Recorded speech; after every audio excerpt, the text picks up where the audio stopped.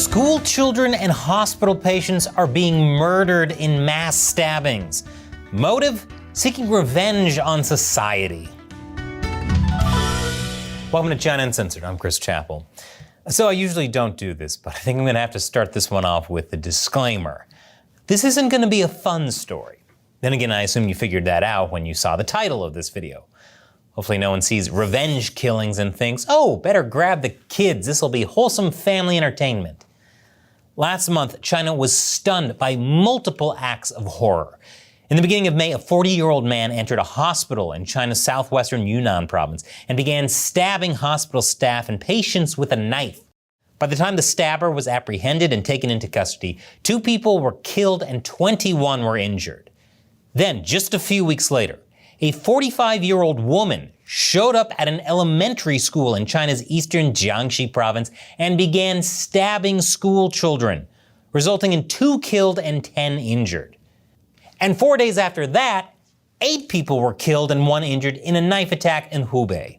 The attacks have sent shockwaves across China. One user on Chinese social media platform Weibo wrote about the meaninglessness of killing innocent people, while another simply reacted by writing fear and sadness. In discussions online about why someone would engage in such brutality against innocent people, users linked both mass stabbings to a phenomenon known as baofu shehui, which translates to retaliating against society or taking revenge on society. Revenge against society has been listed as the motive in previous attacks, especially by Chinese police. In 2018, for example, a stabbing occurred at an elementary school in Shanghai that resulted in the death of 2 and several injuries. The perpetrator was a 29-year-old migrant worker that had recently arrived in the city. According to local police, he told them that frustrated by his inability to find work, he decided to take revenge on society by committing the crime. You know, because elementary school children have so much to do with how society runs. In 2021, a man in his 30s decided to take revenge against society after losing money in a failed investment scheme, according to the police. He subsequently plowed his car through a busy pedestrian crossing in the northeastern city of Dalian, killing 5 people. Unfortunately, in many of these cases, we only know bits and pieces about the perpetrators, since the Chinese police often don't disclose a lot of public information. Sometimes we are simply told that a perpetrator, for example, wanted to vent anger at society, but with few details regarding what that actually means. And some elaboration would be appreciated here, since venting anger is something I associate more with shouting into a pillow and less with going on a stabbing rampage. Unfortunately, the CCP is about as transparent as the windowless cell they'll chuck you in for questioning them. Despite a lack of police information, there is enough out there to see that this is often people at the margins of Chinese society that commit these atrocities. That includes migrant workers, people who feel they've been betrayed by Chinese society and are often struggling with bad mental health. We know that because there are simply so many of these killings out there. They gained particular notice in 2010 and 2012, when Chinese society was rocked by a series of mass stabbings at schools across the country. Notice how often these happen at schools.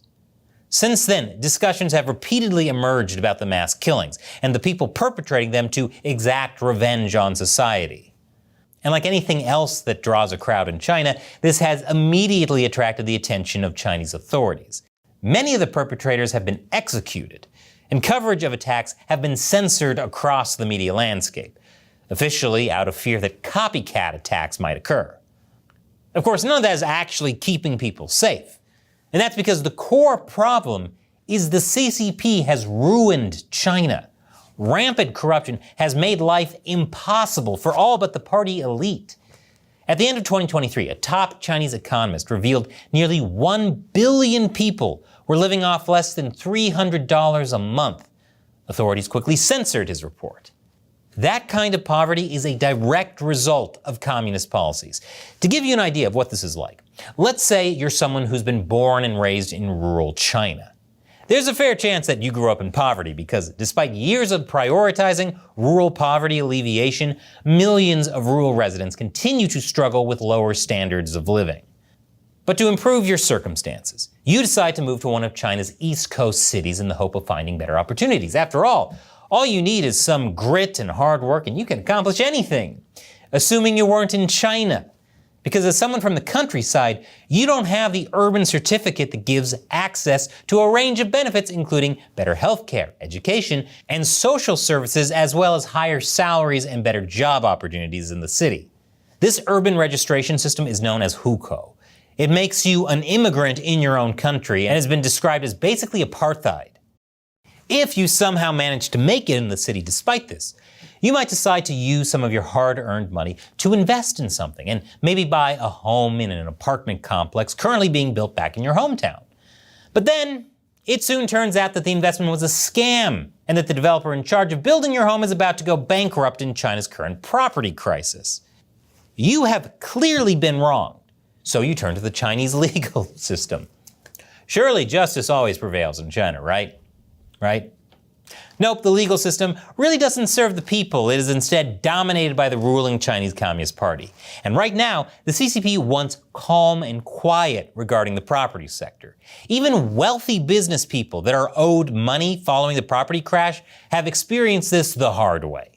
So if you didn't have bad mental health before, you certainly do now. But what do you do about it? Studies have shown that China's attitude towards mental health issues is pretty backwards. It's plagued by stigma and taboo, as well as used as a tool by the government to discredit dissidents. And speaking of the government, your life has become very hard to reconcile with the grand rhetoric of Chinese leader Xi Jinping, who for years has talked about things like the Chinese dream and common prosperity, only to turn around and suddenly start saying, you're just lazy, you need to struggle harder and need to eat bitterness. Oh, that's the problem. All those years of suffering, you just didn't suffer enough. Guess watching your family starve was too easy, and you need to struggle even more. Obviously, you have been struggling for many years now. And where did it get you? What has the beaten path ever given you besides hardship? What has society ever done for you besides bring you down? Now, this in no way excuses the mass killing of innocent people, especially children. But it shows how the conditions in China can push people into desperate circumstances that are bound to make these atrocities more likely. At the same time, there are nearly 300 million migrant workers in China, 95 million suffering from different types of mental illnesses, and countless Chinese people being wronged every day in a society where justice is what the CCP says it is. For many, the situation has only gotten worse in recent years. China emerged from the COVID pandemic in a much worse economic state than when it entered, hurting the livelihoods of many. And the draconian lockdowns that the CCP imposed to keep infection numbers down have taken a heavy mental toll on Chinese people. This could all unfortunately mean that the mass stabbings we've seen in the recent past are only a preview of what's to come, especially as the CCP is more focused on getting the Chinese people to struggle for the government's ambitions rather than helping those that are struggling on the margins of society. Until that changes, innocent Chinese people will remain in danger. The CCP hates being exposed like this. That's why they hate China Uncensored. Chinese state-run media even called the show disgraceful anti-China garbage. But I can't make this show without your help. Like, subscribe, share, and if you can, contribute even just $1 an episode on patreon.com/China Uncensored. I make about 16 episodes a month, but if that's still too much for you, you can set a monthly limit. So you can ensure I can keep uncensoring China for even $1 a month. And as a thank you to everyone who gives on Patreon, I'll respond to one of your questions or comments at the end of these episodes. Today's comes from Rodney Thacker. I'm very worried about Taiwan. I lived there for 2 years and have friends there and friends in the US who are from Taiwan. The US just cannot let China take over Taiwan. Oh boy, Rodney, I'm worried about Taiwan too. We just saw China conduct its largest military exercises near Taiwan yet. And we've also seen chaos break out in Taiwan's legislature as the pro-China lobby seeks to steal power away from the president. Not to mention the former head of the pro-China lobby meeting directly with Xi Jinping to talk about surrender. And if China does take Taiwan, it will be very bad. I made a whole episode about it recently. I'll put a link to that below. Basically, Taiwan would become another Xinjiang. That's why, Rodney, you're absolutely right. The US cannot let China take Taiwan. Not to mention all the national security ramifications it would have for the US. That's why it's so important that people watching this are vocal about supporting Taiwan. They get their friends and family on board, because if China invades, they're going to push the line, is it really worth getting involved in a war for a tiny island on the other side of the world? And the answer is yes. And the US needs to be prepared to give that answer now, instead of hesitating after the fact and allowing the CCP to take over. Thanks for writing, and thanks for your support, Rodney. And thank you for watching. Head over to Patreon by clicking on that orange button, and if you didn't know, I also talk about news, politics, and philosophy through the lens of gaming on my new show, Deep Thoughts While Gaming. The latest is about why people who know the least know it the loudest through the lens of Halo Infinite. Click here and let me know what you think. Once again, I'm Chris Chappell. See you next time.